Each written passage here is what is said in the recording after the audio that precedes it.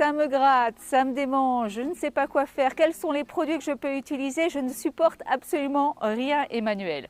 C'est une question que vous me posez souvent et cette question, je voulais vraiment vous en parler depuis longtemps parce que la première chose qu'il faut faire, eh bien, ça n'est pas de changer de produit justement. Et c'est justement de ça dont je vais vous parler dans cette courte vidéo.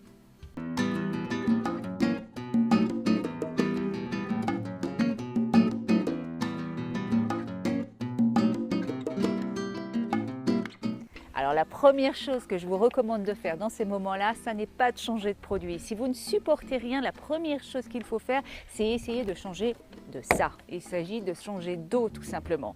La plupart du temps, l'eau que l'on utilise dans les grandes villes ou dans certaines régions agricoles où il va y avoir beaucoup de contamination avec les pesticides notamment, eh bien cette eau, elle est très irritante pour la peau. Et vous allez voir une énorme différence si vous cessez d'utiliser l'eau du robinet. Dans certains cas, dans certaines villes ou dans certains endroits, c'est vraiment très nécessaire. Alors vous allez me dire, mais ça va me coûter une fortune cette histoire. Ben, pas forcément. En fait, il y a des façons de faire ça beaucoup plus simples. Vous pouvez utiliser de l'eau de source si vous pouvez. Vous pouvez donc acheter au supermarché de la Volvic par exemple. Je sais qu'Elsa aime beaucoup la Volvic. Vous pouvez utiliser une eau qui est moins chère que ça encore en utilisant tout simplement de l'eau déminéralisée. C'est l'eau qu'on trouve, si vous voulez, au rayon pour les fers à repasser, le rayon donc ménager du supermarché. Ça ne coûte pas cher du tout. Vous avez des gros bidons comme ça qui vous coûtent beaucoup moins cher encore qu'une eau de source. Donc la première chose, changez d'eau, essayez de trouver soit une eau de source qui vous convienne, la Volvic par exemple est particulièrement appréciée comme je le disais par Elsa, ou celle-ci, l'eau déminéralisée si vous voulez vraiment une option moins chère. Et donc comment est-ce qu'on procède? C'est assez simple. Si vous voulez vraiment utiliser peu d'eau, ce que vous faites dans un premier temps, c'est que vous utilisez une éponge.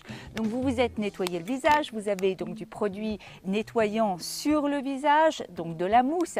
Et ce que vous voulez, c'est enlever le maximum dans un premier temps. Alors la première chose que vous pouvez faire, c'est tout simplement utiliser déjà une éponge konjac comme celle-ci. Bon, j'aime bien celle-ci parce qu'elle est rose, elle est pour les peaux sensibles. Vous pouvez aussi utiliser la pure, la neutre si vous voulez. Et donc vous utilisez une éponge konjac que vous humectez avec l'eau en question, donc la Volvic ou l'eau déminéralisée, et vous faites un premier rinçage avec cette eau, enfin avec cette konjac, de manière à enlever le maximum de mousse.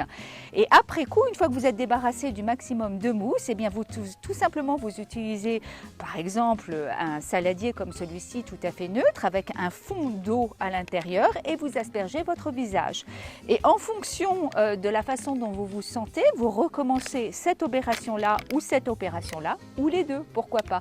Et vous avez au final besoin de relativement peu d'eau pour rincer votre visage et vous allez voir qu'après, en tapotant avec la serviette pour enlever l'excédent d'eau, vous allez voir que votre peau risque d'être beaucoup plus confortable déjà et au bout de quelques jours, la différence va être absolument notable.